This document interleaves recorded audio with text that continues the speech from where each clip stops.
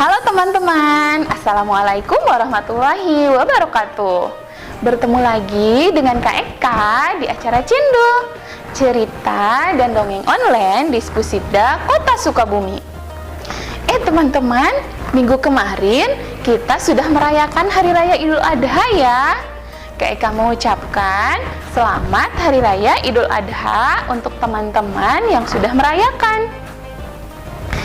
Ayo teman-teman, di sini yang setelah sholat Idul Adha kemarin, ada nggak yang melaksanakan ibadah kurban? Atau mungkin ada orang tua, saudara, atau orang yang kalian kenal melaksanakan ibadah haji ke Tanah Suci Mekah? Tahu nggak teman-teman?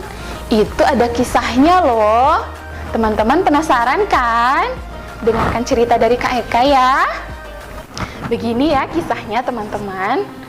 Pada zaman dahulu, di zaman kenabian, ada dua orang nabi yang mendapatkan ujian yang sangat berat dalam hidupnya. Beliau adalah Nabi Ibrahim beserta istrinya. Nabi Ibrahim dikenal sebagai orang yang sangat kaya dan sangat dermawan. Namun, Nabi Ibrahim belum mendapatkan keturunan. Atas izin Allah, ternyata di usia senjanya Nabi Ibrahim mendapatkan keturunan, seorang anak laki-laki yang diberi nama Nabi Ismail. Atas perintah Allah, Nabi Ibrahim beserta istrinya diperintahkan untuk pergi dan tinggal di Tanah Suci Mekah. Tahu nggak sih teman-teman? Zaman dahulu, Tanah Suci Mekah itu belum semegah dan seindah saat ini. Di sana baru ada Siti Hajar, Nabi Ismail, dan Nabi Ibrahim yang tinggal di sana. Dengan beberapa perbekalan, buah kurma, dan beberapa kantung air, ternyata Nabi Ibrahim mendapatkan perintah dari Allah untuk meninggalkan Siti Hajar dan Nabi Ismail. Setelah beberapa hari, perbekalan air dan kurma pun menjadi habis karena ASI dari Siti Hajar menjadi habis. Karena khawatir kepada Nabi Ismail yang kehausan dan kelaparan, Siti Hajar pun berusaha mencari makanan. Siti Hajar berlari antara Bukit Sofa dan Bukit Marwah untuk mencari seteguk air ataupun beberapa makanan. Ternyata setelah beberapa kali beliau berlari antara Bukit Sofa dan Bukit Marwah, beliau tidak menemukan apapun. Hanya ketika di putaran ketujuh, Siti Hajar melihat ada seorang laki-laki yang tinggi besar sedang menghampiri putranya, Nabi Ismail. Karena khawatir, Siti Hajar pun kembali berlari untuk menemui putranya. Ternyata ketika dilihat, Nabi Ismail sedang meneguk air yang memancar dari bawah kakinya. Nabi Ismail pun kembali tenang. Setelah beberapa hari berlalu, ternyata kota Mekah pun dihuni oleh beberapa orang. Dan karena Siti Hajar dan Nabi Ismail menjadi penghuni pertama, orang-orang baru yang datang pun berterima kasih dan selalu memberikan makanan dan minuman untuk Siti Hajar dan Nabi Ismail. Setelah beberapa tahun berlalu, Tanah Suci Mekah menjadi ramai penghuni. Dan Nabi Ibrahim pun kembali menemui putranya dan istrinya.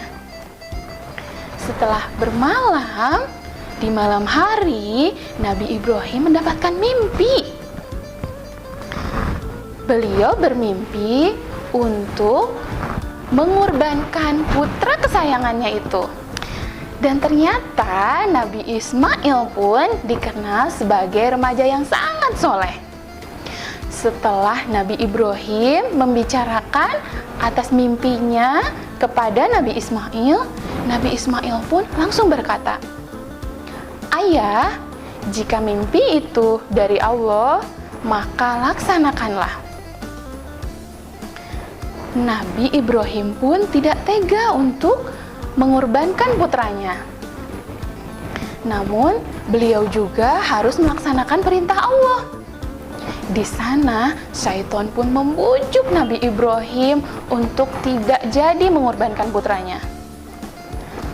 Tapi, Nabi Ibrahim pun melempar setan tersebut tepat di mata kanannya. Setelah menggoda Nabi Ibrahim, setan pun menggoda Siti Hajar, membujuk agar tidak mengikhlaskan putranya untuk dikorbankan.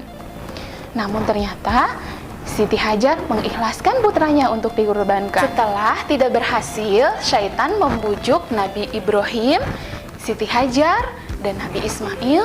Akhirnya setan pun pergi. Setelah itu, Nabi Ibrahim membawa Nabi Ismail ke sebuah bukit dan membaringkan Nabi Ismail dengan beralaskan sebuah batu menghadap ke Ka'bah.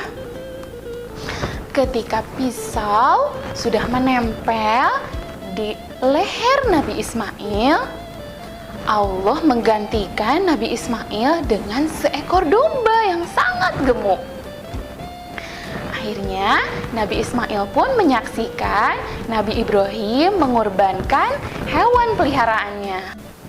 Nah, teman-teman, itulah kisah di balik Hari Raya Idul Adha. Di sana ada air yang memancar dan diminum oleh Nabi Ismail. Sekarang air itu masih mengalir dan disebut dengan air Zam-Zam. Sedangkan ketika Siti Hajar berlari antara Bukit Sofa dan Bukit Marwah, sekarang pun dilaksanakan oleh orang-orang yang melaksanakan ibadah haji. Mereka berlari antara Bukit Sofa dan Bukit Marwah sebanyak 7 kali. Dan ketika Nabi Ismail melempar setan dan mengenai matanya, maka itu disebut dengan ibadah melempar jumroh.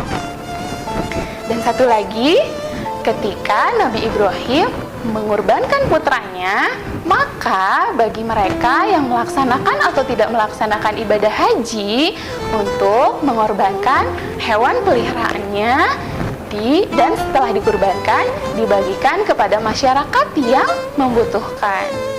Nah, teman-teman, itulah kisah seputar ibadah haji dan ibadah kurban. Untuk sekarang, sekian dulu cerita dari Kak Eka. Sampai ketemu di episode channel berikutnya. Dan jangan lupa like, share, komen, dan subscribe.